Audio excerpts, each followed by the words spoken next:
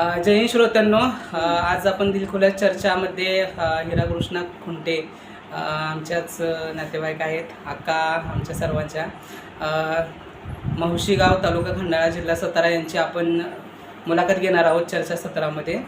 तर सर्वात प्रथम आपण त्यांचं स्वागत करूया. जय भीम अक्का. जय भीम. जय भीम. तुमचं प्रज्ञा शोधमध्ये आपलं स्वागत आहे. मला तुमच्या थोडंसं कार्याबद्दल माहिती पाहिजे, कारण अक्का ह्या आरोग्य सेवक म्हणून कार्यरत होत्या मुंबईला. त्यांनी बरेचसे कार्य केलेलं आहे आणि आता देखील त्या अडल्या नडल्या महिलांना देखील सहकार्य करतात. त्यांच्या मनामध्ये थोडीशी सामाजिक भावनेची जाणीव असल्यामुळे ते थोडंसं कार्य करतात. तर त्याबद्दल थोडक्यात माहिती घेऊया आपण त्यांच्याकडून. तर अक्का, पहिला प्रश्न तुम्हाला, की तुम्ही सर्व्हिस कधीपासून केली आणि किती वर्षापर्यंत सर्व्हिस केली? सर्व्हिस 30 वर्ष केली राज्य कामगार विमा योजनामध्ये. म्हणजे कामगारांचं हॉस्पिटल असतं ना, तिथे 30 वर्ष केली. 30 वर्ष चतुर्थ श्रेणी कर्मचारी. अच्छा. आणि 2 मुली, 2 भाऊ आणि नातेवाईकांची मुलं शिकायला. मग सगळ्यांना सांभाळत वडील थोडे दिवस वडील होते, नंतर वडील गावी आले. मग सगळ्यांना असं थोडं सांभाळत एवढा काय पगार नाही आहे. चतुर्थ श्रेणीला किती पगार असणार? बरोबर, एवढा पगार नाही आहे. त्या पगारामध्ये सगळ्यांना जिंदगीवर ते रेशनचे गहू आणि रेशनचे तांदूळ आणि रॉकेल, त्याच्यावर गुजरण चालायची आमची. मग आता झालं, मुली मोठ्या झाल्या, भाऊ मोठे झाले, आई आहे माझी 95 वर्षाची, आई मदत करायची. आणि नंतर मग मुलींची लग्न झाली, भावांची झाली. म्हणजे हे सगळं करत असताना वाचन ठेवलं. बुद्धानी धम्म, डॉक्टर बाबासाहेब आंबेडकर आणि पूर्ण देवी देवतांचे ग्रंथ, ते पूर्ण म्हणजे 600च्या पुढे माझी पुस्तकं वाचून झाली. आणि ती सगळी माझ्या मालकीची. भाऊ सर्व्हिसला लागले, पुस्तक आणून देणार. तो भाऊ सर्व्हिसला पुस्तक आणून देणार. तुला काय वाचायचं? मग जावाय आले, नातू आले, मग जावाय पुस्तक आणून देणार, नातू पुस्तक आणून देणार. मग सगळा जुना इतिहास, शिवाजी महाराज किंवा आपले ज्ञानेश्वर, तुकाराम महाराज, विठ्ठल रुक्माई, म्हणजे असं संभाजी महाराज, महात्मा ज्योतिबा फुले, सावित्रीबाई, ही सगळी पुस्तकं वाचून, म्हणजे वाचनच चालू आहे. आत्तापर्यंत ना वाचनच चालू आहे. म्हणजे बऱ्यापैकी म्हणजे अक्कांचं वाचन झालेलं आहे. 600पेक्षा त्यांनी पुस्तकं वाचले, म्हणजे त्यांचा वाचनावर खूप प्रभुत्व आहे. आज योगायोगाने आज आपण मुलाखत घेतोय, तर राज्याभिषेक आहे छत्रपती शिवाजी महाराजांचा. त्याच दिवशी आपण त्यांची मुलाखत घेतोय. तर आपण त्यांच्याकडून जाणून घेऊयात की त्यांच्या वाचनामध्ये शिवाजी महाराजांच्या बाबतीमध्ये कोणतं पुस्तक असं त्यांना आवडलं. शिवाजी महाराजांनी कुठेही जातीभेद केलेला नाही. शिवाजी महाराजांनी कुठेही त्यांच्या पुस्तकात जातीचा उल्लेख आलेला नाही.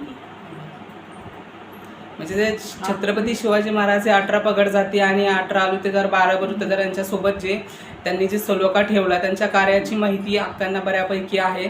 आणि फुले शाहू आंबेडकर विचारांचा पगडा त्यांच्यावर पडलेला आहे. तर अक्का, मला एक सांगा, तुम्ही 30 वर्ष ज्यावेळेस सर्व्हिस करत होता त्यावेळेचा तुमचा काय अनुभव सांगता येईल का थोडक्यामध्ये, की बाबा कुठल्या व्यक्तीला तुम्ही कशा प्रकारे मदत केली? त्या थोडक्यामध्ये म्हणजे शाहू बोर्डिंगचे माझे भाऊ होते, मावस भाऊ दोघे होते, माझे भाऊ होते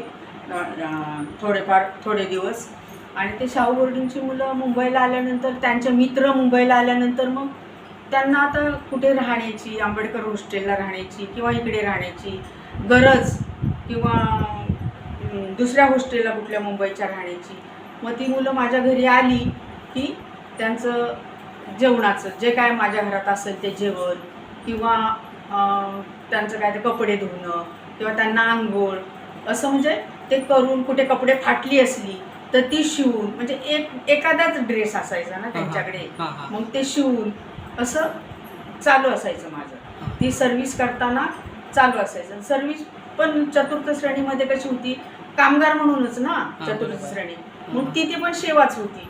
ती पेशंटला इकडे ओपीडीला न्या, पेशंटला तिकडे ओपीडीला न्या, तो गाडीवर, तिकडे भांडी घासा, जेवण वाढा, त्या पेशंटला कॉटवर काय घाण केली तर चला बाबा सफाईगारांना आम्ही मिळून ते साफ करा, त्याला दुसरं बेड करा.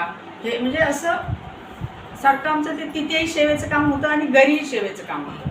म्हणजे एकंदरीमध्ये अक्का चतुर्थ श्रेणीमध्ये सेवा देत असतानाच त्यांनी सुद्धा विद्यार्थ्यांना म्हणजे वसतिगृहात राहणारे जी विद्यार्थी आहेत त्यांना सुद्धा त्यांनी सेवा दिलेली आहे. म्हणजे बऱ्यापैकी त्यांनी सामाजिक कार्याचा म्हणजे नोकरी करत असताना नोकरीपेशीमध्ये असताना देखील ते सामाजिक कार्य तर करत होते, ते त्यांचं कर्तव्यच होतं. पण कर्तव्यासोबत त्यांनी जी एक आवड जपली समाज कार्याची तर ती याच्यातून दिसून येते.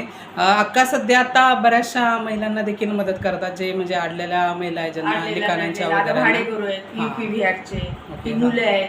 आता त्या मुलाला शाळेत घातला तर बोला वही नाही मला, कंपास नाही मला. मुलं जाऊ दे, आपण 2 टाइम खरडा करून खायचा, भाकरी भाजी नको.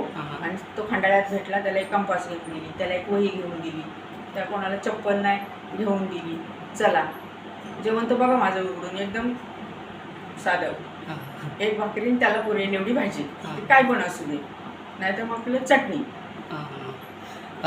असं म्हणता येईल की सध्याच्या परिस्थितीमध्ये कसं की सावित्रीबाई फुल्यांचं म्हणजे विचार असा होता की महात्मा फुल्यांचा, सावित्रीबाई फुल्यांचा शिक्षणाच्या बाबतीमध्ये अक्कांचा एक अनुभव तो दिसतोय की साधं राहणं पण उच्च विचारसरणी जो जपलेला आहे अक्कांनी, तशा पद्धतीनं आता विद्यार्थ्यांना ते मग शालेय साहित्याचं देखील वाटप करतात, मदत करतायत. म्हणजे हे त्यांचं खूप मोठं योगदान आहे. सध्याच्या परिस्थितीमध्ये आपण जी एक सावित्रीबाई फुल्यांनी जे कार्य करून दाखवलं ते सावित्रीची जी एक ज्योत पेटवायचं काम अक्का देखील करतायत.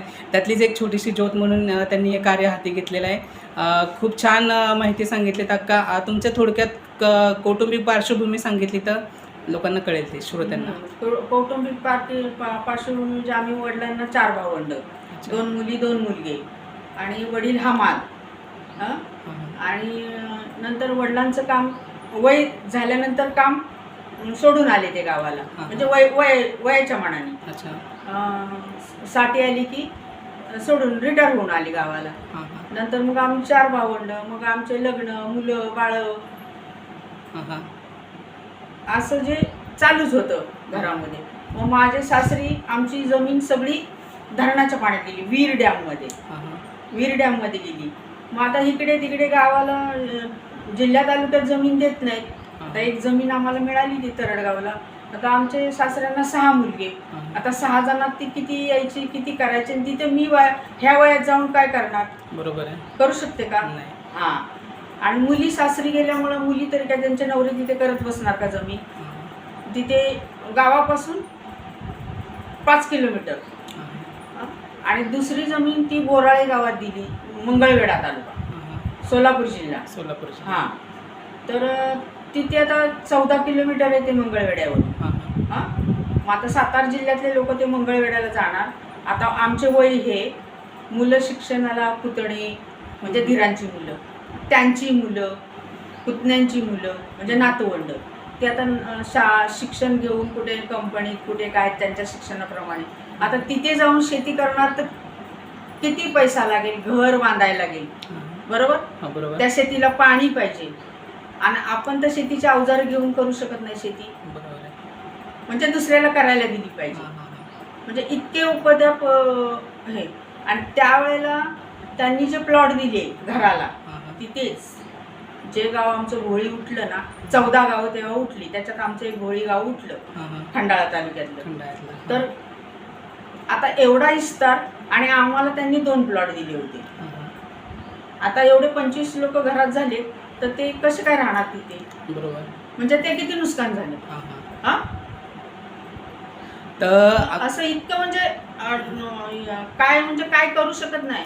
म्हणजे कसं खावं, कसं जगावं आणि कसं खावं, काय कमवावं हे कळतच नाही ना. बरोबर आहे. अक्कांचा तसा प्रदीर्घ अनुभव आहे. अक्कांचं आता सध्या वय 75 म्हणजे 75 वर्षापर्यंत झालेलं आहे. अशा वयामध्ये देखील त्या आपल्या आईजवळ राहून आईची सेवा वगैरे करतात. त्यांची आई 95 वर्षाची आहे. मुख्य गाव त्यांचं हे भोळे आहे, परंतु ते आईकडेच राहतात सध्या. त्यांना देखील सरकारकडून जी निवृत्ती वेतन मिळतं ते त्याच्यामध्ये त्यांचा गुजारा चाललेला आहे. त्यांचे बाकीचे नातेवाईक आहेत ते मुंबईला वगैरे राहतात, त्यांचं मुंबईला वगैरे जाणं येणं असतं. त्यांची कौटुंबिक पार्श्वभूमी देखील सुशिक्षित असल्यामुळे अक्कांना बऱ्यापैकी त्या गोष्टींचा फायदा या वयामध्ये देखील होतो की त्यांच्या सामाजिक फिंद्री कार्याचा. वाचलं आता सध्या फिंद्री वाचलं. अच्छा, फिंद्री हे पुस्तक वाचलं. हा, फिंद्री वाचलं. अच्छा, ते त्यातला काय एखादा छोटा प्रसंग सांगता येईल? त्याचा छोटा आठवतं? प्रसंग, ती मुलगी हां. कळायला लागल्यापासून, नाशिक तिकडचं आहे वाटतं ते, हां हां कळायला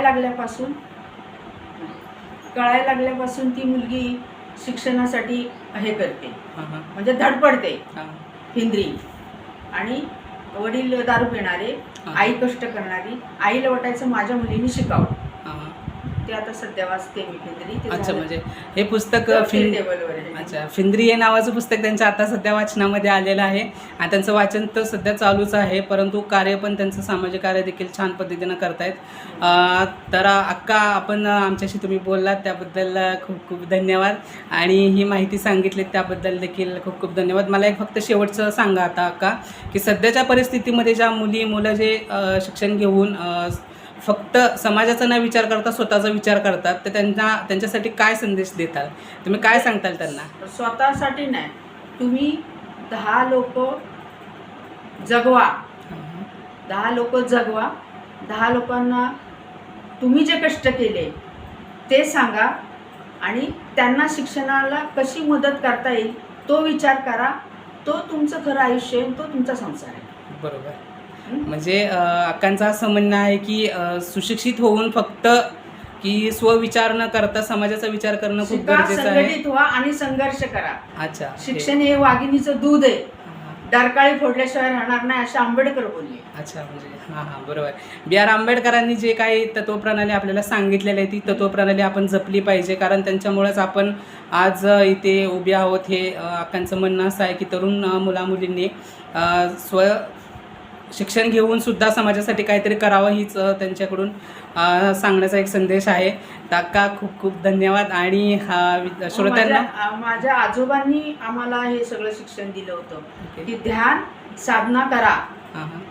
त्यांनी स्वतःचं मरण स्वतः सांगितलं. मी किती वाजता मरणार आहे, तेव्हा मी 3रीत होते. मला अजून तो प्रसंग आठवतोय.